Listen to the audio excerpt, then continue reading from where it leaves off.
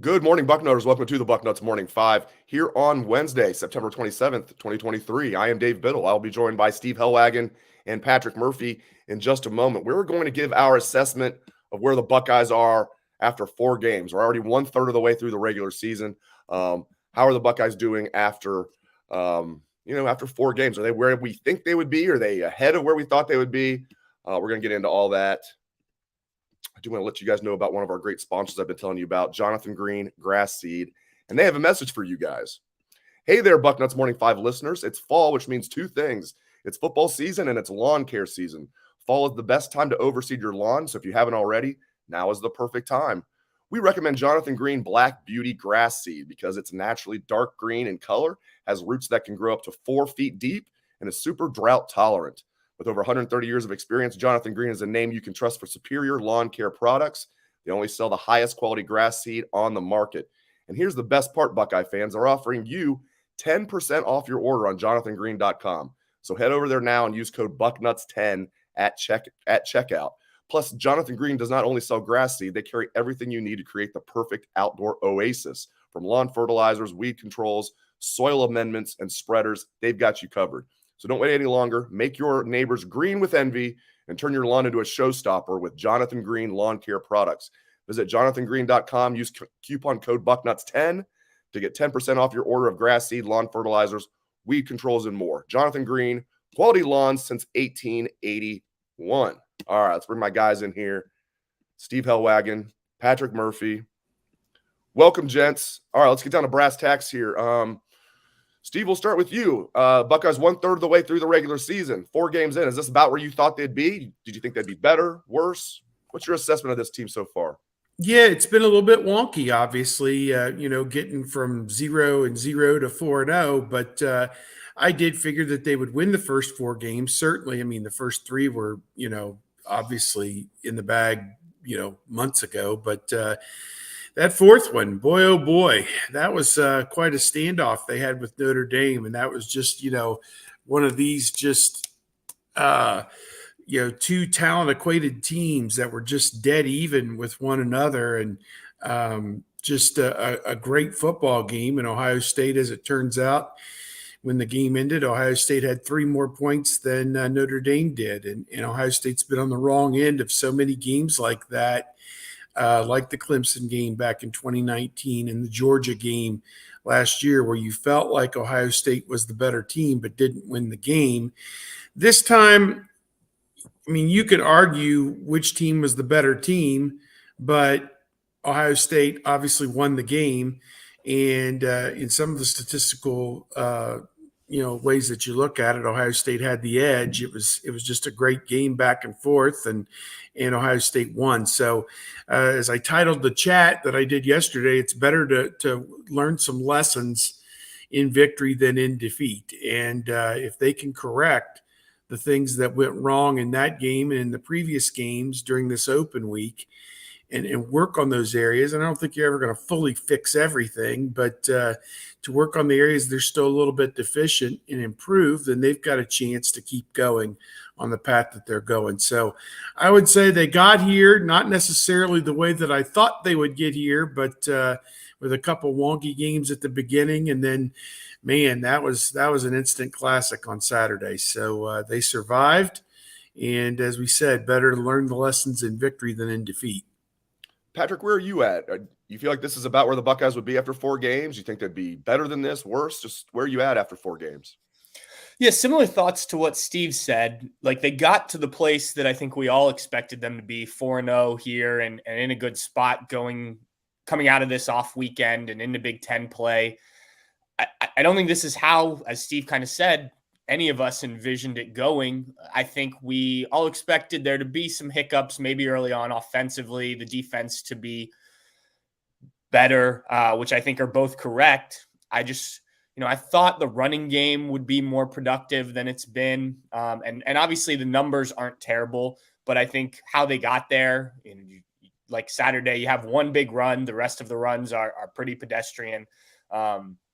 I thought that this offensive line might come together a little bit quicker. Now, give them credit on Saturday. They were pretty good pass blocking. The run blocking is still where my area of concern is, not getting the push that you see other teams getting. Notre Dame got plenty of push on Saturday.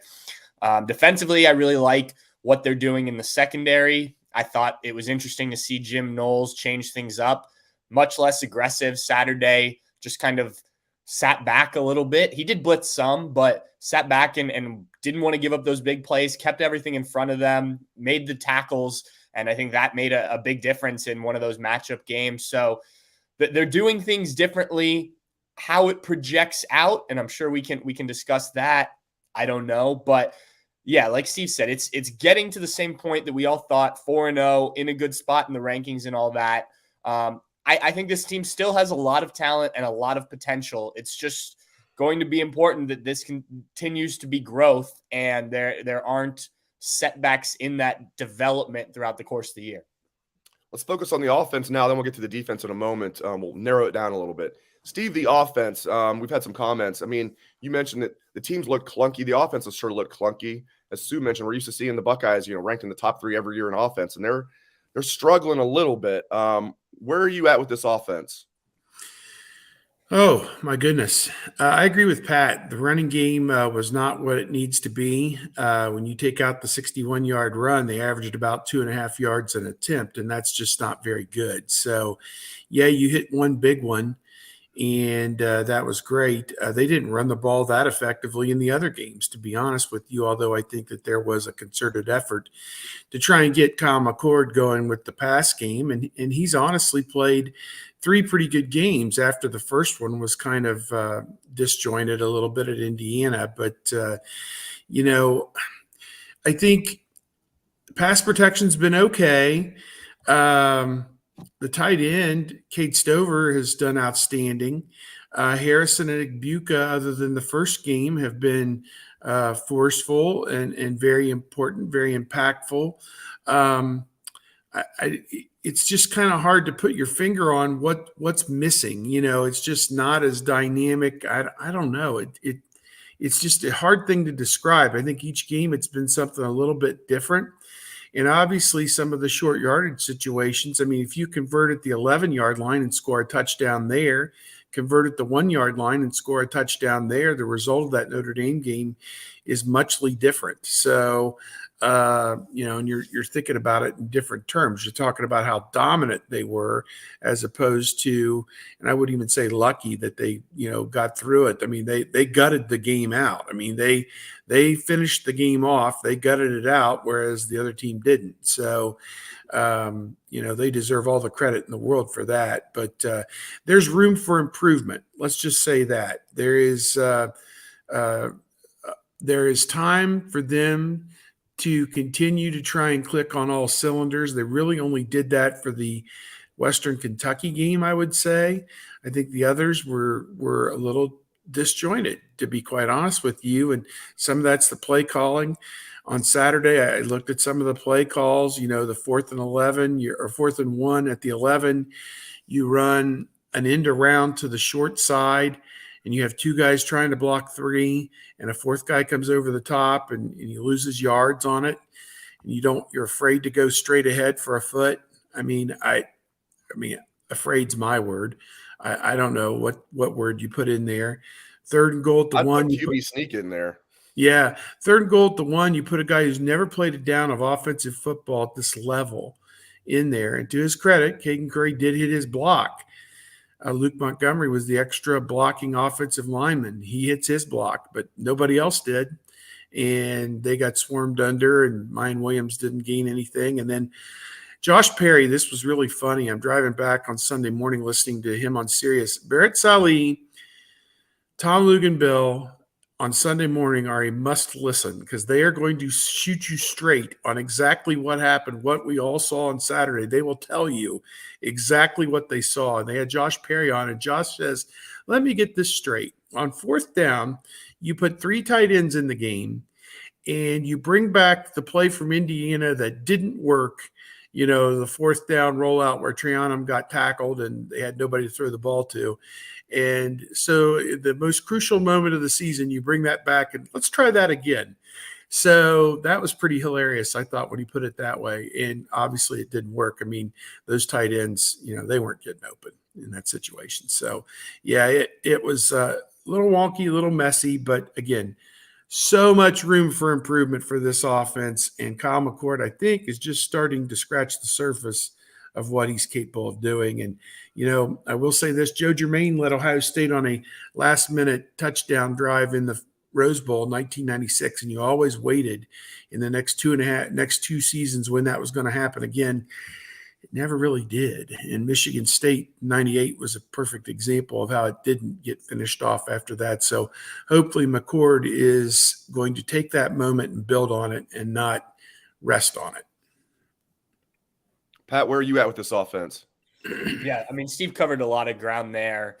Look, I think if specifically touching on some of those plays in the Notre Dame game that a lot of people were frustrated about, they are strange, no doubt. I think we view them very differently if they work, though, right? If Caden Curry leads the block that gets them into the end zone, or if I think the biggest issue on that play action play wasn't that they ran the same play. In fact, it was a little bit different. You had Joe Royer, who was going to be the second guy coming across, and G. Scott and Cade Stover going to the outside, which is where the play ended up. I think that the play action was designed to get Joe Royer open in the back of the end zone, and he tripped, similar to Chip Trainum, which still doesn't work for you. But I like the idea there. If you're going to go play action, I didn't get why Caden Curry was the wrinkle in the play before that.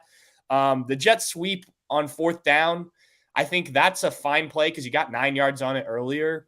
But if you're going to claim toughness after the game and you want to be a physical team, well, show you can run up the middle there and then do it again on the last play of the game, essentially the last play of the game.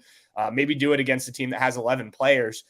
But overall, I think that they are still very much trying to figure out what this offense is with this group. And it's not just you have a new quarterback in Kyle McCord, who I think has been good, not great to this point, and it has shown that he has the potential to get there, but has missed on some throws, and there's been some other issues.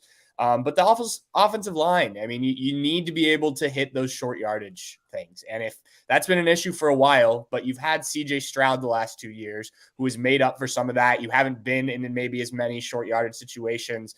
You can throw more comfortably on 2nd and 8 or so. As I read something the other day about how much they're running on these second down plays that, and they even talked about it on the broadcast.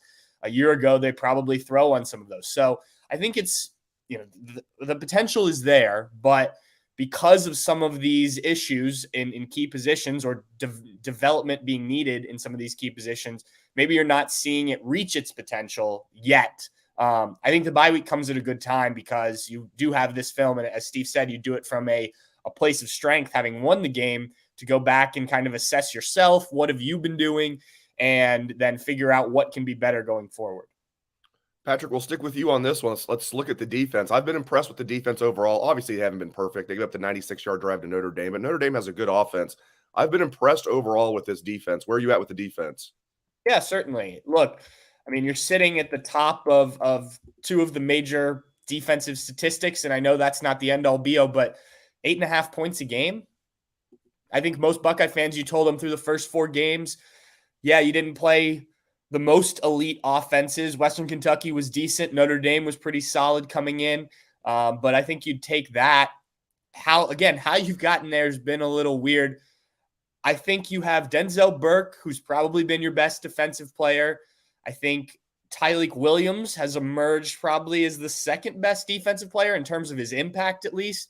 I think he's kind of taken over what most people would have guessed is Tommy Eichenberg, Steel Chambers, maybe Michael Hall with some of the plays he's made. So those are positives. I think the linebacker play maybe hasn't ratcheted up as much as I thought it would from a year ago. I don't want to say it's plateaued, but they've been good, not great. Now they're doing some different things. They've been asked to do some different things.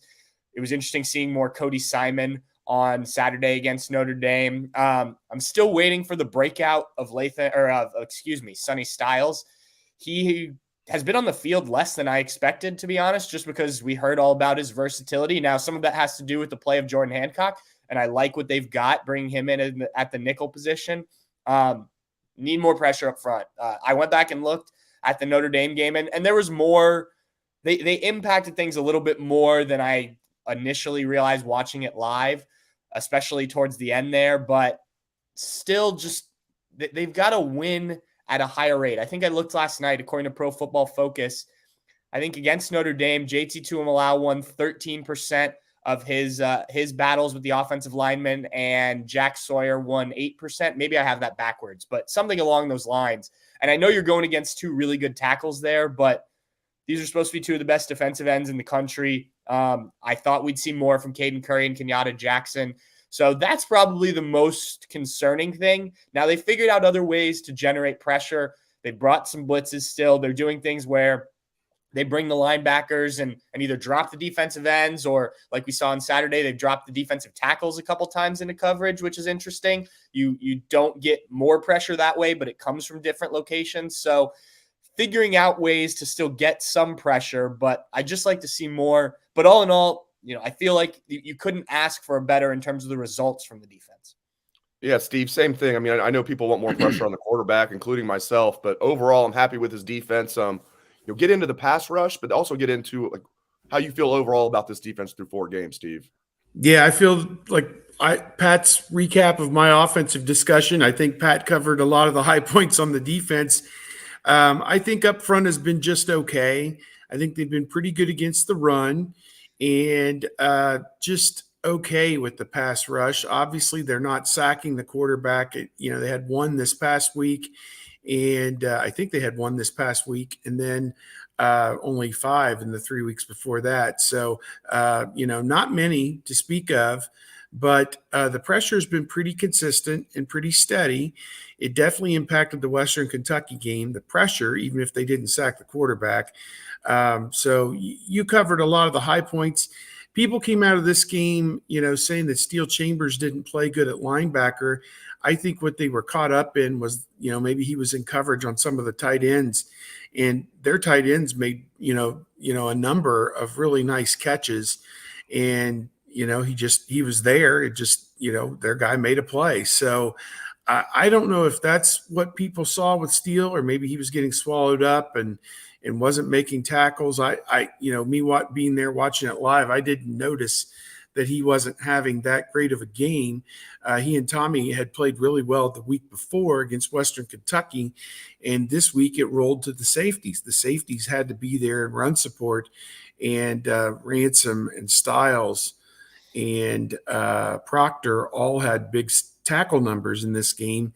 To me, the secondary has made a quantum leap, and I have to give Tim Walton and Perry Eliano props for that. They took a lot of crap last year with how bad the secondary was, and they deserve the credit for coaching those guys up. And obviously they've got some better talent that they're working with there with Davison, Igbinosun, and Hancock, I think, is a definite upgrade. And Burke is playing like an all Big Ten, All-American type player. Ransom is playing out of his gourd right now as well. Just starting to scratch the surface on Sonny Styles. I think he just needs reps. He just needs time to really feel his way through. But, on the whole, I would say the defense has been an A-. The offense has probably been a B+. And, are there areas – obviously the pass rush is an area, making negative plays, putting the other team behind in down and distance. I thought Hartman was going to have a bigger impact on this game than he did. And I think Notre Dame fell in love with the running game and Audric Estime for some reason. And other than like 122-yard run, he really was not all that effective. And for Hartman to only throw for 175 yards and no sacks, I mean, there was some pressure. That tells me that nobody was open. And I don't have the all-22 tape to prove it, but it seems to me that Notre Dame's wide receivers have put up all these numbers and, 7-8 guys catching passes and everything. Well, if 7-8 guys all caught passes, they all caught one. It was like they held them down. And that's the credit to the secondary, in my opinion. I think they won that game for Ohio State. Stick with us. Patrick and Steve and I are going to talk Marvin Harrison Jr. in just a moment. We're going to talk Ryan Day getting fired up, firing at Lou Holtz. We're going to get into all that. We'll let you guys know about one of our other great sponsors I've been telling you about, Factor Meals. With the busy fall season already in swing, you might be looking for wholesome, convenient meals for jam-packed days. Factor, America's #1 ready-to-eat meal kit, can help you fuel up fast with chef-prepared, dietitian-approved, ready-to-eat meals delivered straight to your door. You'll save time, you'll eat well, and you'll stay on track with your healthy lifestyle. With Factor, skip the extra trip to the grocery store and the chopping, prepping, and cleaning up too, while still getting the flavor and nutritional quality that you need. Factor's fresh, never frozen meals are ready in just 2 minutes, so all you have to do is heat and enjoy, then get back to crushing your goals. Head to factormeals.com/bucknuts50 and use code bucknuts50 to get 50% off. That's code bucknuts50 at factormeals.com/bucknuts50 to get 50% off. It's good stuff. I like it a lot. 50% off is a heck of a deal too. All right. Marvin Harrison Jr. We've had a couple of questions about that. We don't really know yet, but you guys can kind of say what you're hearing. Now, I was worried he was going to be done for the season. I was like, great, here we go. 2 straight years, Buckeyes lose their #1 receiver against Notre Dame for the season. Then he comes back in the game. Do we know if it's a regular ankle sprain or a high ankle sprain yet? I haven't heard anything definitive on it. I will tell you this. He got injured. He went into the tent, and Braden Moles from Buckeye Sports Bulletin was sitting next to me, and he stopped watching the game, and he was like this with his binoculars looking at the tent. And it was probably 5 or 6 minutes. Notre Dame had the ball 7.5 minutes. He was in the tent for 7.5 minutes. 7.5 minutes. Notre Dame had the ball forever. And so I'm thinking he's done, written him off for the game. I'm writing my story, and he had to leave the game, whatever. Well, come to find out, he didn't miss a single play because Notre Dame had the ball forever. He had time to get out of the tent, come out and jog up and down, whatever, and then finally went back in the game on the next series. I think that had to be a tremendous lift for his teammates to see that their warrior was right there with them. And, he made some nice plays after the injury. So how much impact did the injury have? A little bit, but, man, it looked bad. It looked like his ankle buckled or something. His lower leg buckled a little bit on that play. But it was pointed out to me that these guys do plyometrics so much that the ligaments can stretch to a degree without tearing or straining. So perhaps that's what's in play here. I don't know, but I think he gave them an emotional lift as much as anything by being out there on the field. And there's something to be said, plus and minus, the way that Ohio State has employed its personnel. I mean, this was 11 guys on both sides of the field that basically went the distance. And man, over a 14, 15 game season, there's going to be some guys breaking down and wearing down if they continue this pace. So hopefully they can get some of these games in the weeks ahead in the bag and, get these guys some rest because, that was a war that they just went through at Notre Dame. Good for him to have a week off. I'll say that. Yeah, bye week comes at a good time, I think, for the team mentally and for Marvin. Yeah, Patrick, I don't know if it's as simple as saying, well, he's able to come back in, so it's not a high ankle sprain. I mean, it could have been adrenaline. Who knows? I mean, we didn't have the Ryan Day press conference yesterday. We're going to talk to some players after practice today. So maybe we'll glean some information tonight. But I guess my gut reaction is, at least he was able to come back in and be effective. I don't know. I'm just hoping it's not a high ankle sprain. Certainly seeing him come back in the game was the most important thing at the time. And I wouldn't say that he was limited in the game. I do think they took that deep shot to him shortly after he'd come back in. I think a healthy Marvin Harrison gets there because I thought it was a pretty well thrown ball. I did think maybe if he's 100%, he's able to do a little bit more later in the game. But I thought he looked pretty good. And I was on the field down in that end zone where Ohio State ends up scoring. And I took a few of the plays to watch him. And he seemed to be moving okay. After the game, he did have a big thing of ice taped around that ankle, but it was, on the ankle. It didn't seem to be higher up. Now, I'm not any sort of medical professional, but to me, that's a positive. And he was walking around, he didn't have him on a scooter. They didn't have him in a boot. So I think that's good.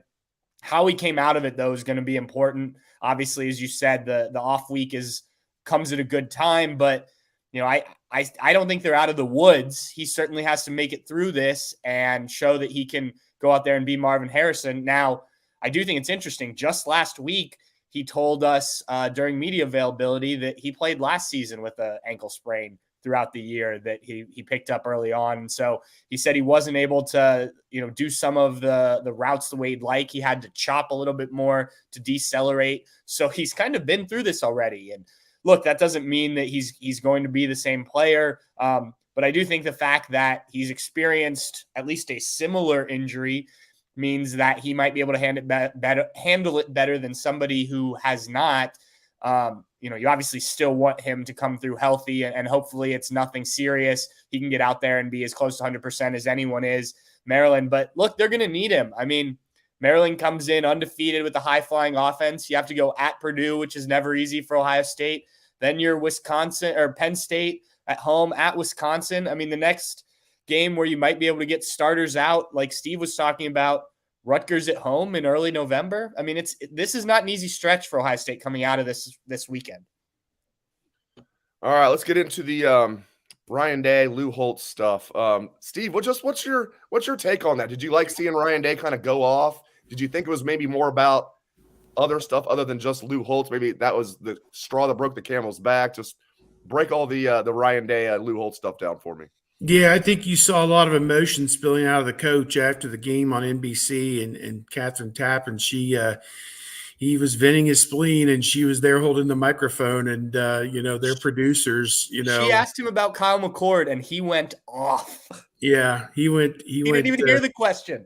He went to town, and he had something that he wanted to get off his chest, and this is something that people have held against Ohio State since 2 years ago at Michigan, just how soft the team is and how they lack toughness and whatever. And, that's all open to interpretation. I think in this game, both points were proved that they are soft and that they're not soft. So, I mean, can you be soft in some aspects of the game, but not soft in other aspects of the game? I don't know. But I think it was great that he backed his players to the hilt. And I think within the locker room, he earned a lot of respect, I think, for the way that he stood behind his players and said, this is a misnomer. Our guys are tough. We just proved it. We just showed you. We put it in the end zone to win the game on the last play. And, the victor goes to the spoils. And I think that's true in this case. But this was just one battle. The war ain't been won yet, boys. And they got a long way to go. And they got to play better if they expect to beat Penn State and Michigan. Let's just put it that way. You can't misfire on 4th and goal at the 1. You can't misfire on 4th and 1 at the 11. You got to convert those if you want to be the national championship team. So let's just shoot everybody straight here. They got a ways to go. So glad he backed his guys. I'm sure they appreciated it. And, there's a time and place, and people will say, oh, he's beating up on an 86-year-old man. Well, I don't necessarily see it that way. I mean, Lou Holtz is one of the great figures in the game and has been for 50 years. His voice carries a lot of cachet, even at this advanced age. He used to be on ESPN every week, and people, hung on every word the guy said about their team. So he did, have that credibility for a long time as a commentator on the sport. I mean, has the sport passed him by at this point? Probably. But, I'm not wrapped up in what he said. I think what Coach Day, you could argue whether he handled it properly or not, but he definitely, in my mind, erred toward defending his players. And that's what a great head coach will do. Yeah, I think you nailed it. I think the players are going to like that, and they're going to respond to it. I don't need Day going off every game like that. It's so out of character for him. But I liked it this one time, Patrick. Ohio against the world. What'd you think of it, Patrick? I wish he would go off, not necessarily like that, but that was the most candid he'd been in a press conference in some time. He was willing to talk about basically everything. He said Marvin sprained his ankle. He got up to leave, and then somebody was like, oh, real quick about the defense. He's like, oh, yeah, I got to talk about, he just wanted to talk. He thanked us for being there. It was It was Jerry's trying to wrap him up, and he looked at him and goes, "No, we've got time. Yeah, we've I'm going to talk about the time." defense. The play's not going to leave without me, Jerry. Yeah, he wanted to talk to us. Like an old Ric Flair interview. Don't wrap me up. Yeah, but look, I think you said it, Dave. I think Lou Holtz and Ryan Day can both have points here. I think what Lou Holtz is talking about is physicality in the trenches, things that we've already addressed, getting those 4th and 1s, like Steve said. That's the thing that Ohio State still lacks. They haven't recruited offensive linemen. They haven't been able to find that power running back, though I think you have it in Chip Trainum if you just give him the ball more. You've recruited talented quarterbacks, and you've recruited wide receivers. Now, they can be mentally tough and be able to win a top 10 game on the road and go toe-to-toe with Georgia last year when Ryan Day's fired up like that. I think that's what Ryan Day is talking about when he talks about toughness.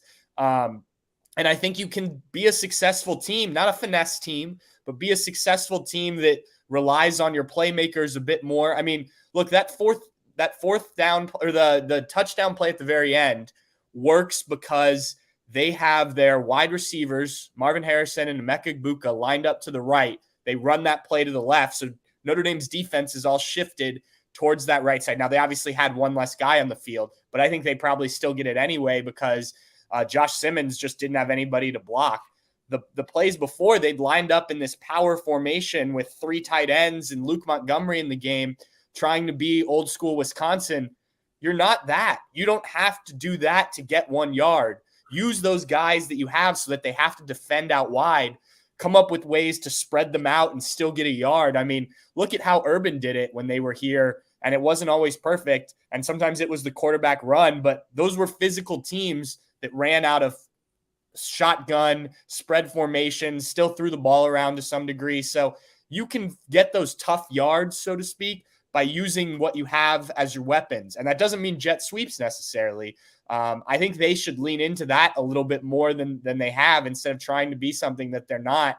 And, be mentally tough, but you don't have to be power I formations and whatnot to be tough and, win at a major level. Great stuff from Patrick Murphy and Steve Helwagen. I appreciate it, boys. Thanks to all of you for tuning in. Again, we'll have interviews with a few Ohio State players after practice this evening, so keep it locked to Bucknuts for that. Thanks to Patrick. Thanks to Steve. Thanks to all of you. Hope everyone has a great rest of your day.